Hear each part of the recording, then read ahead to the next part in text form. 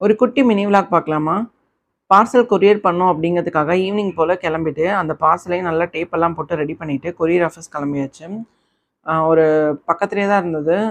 கூகுள்ல சர்ச் பண்ணேன். அதுக்கப்புறம் அங்க போயிட்டு கொரியர்லாம் பண்ணிட்டு, அதுக்கான ரெசிப்ட் குடுத்தாங்க. அத வாங்கிட்டு, வர வழியில பால் வாங்கணும் அப்படிங்கிறதுக்காக ஆவின் போயிருந்தேன். பால் மட்டும் தான் வாங்க போனேன். ஆனா பக்கத்தில வந்து பார்த்தீங்கன்னா, நல்ல சுட சுட கார வடையும், கேழ்வரகு வடையும் போட்டிருந்தாங்க. கேழ்வரகு வடை உடம்புக்கு ரொம்ப நல்லது. எப்பலாம் கிடைக்குதோ அப்பலாம் வாங்கி சாப்பிடுங்க. கார வடைய வர வழியிலயும் கொஞ்சம் சாப்பிட்டுட்டேன். எங்க ஊர்ல இத கார வடைன்னு சொல்லுவாங்க.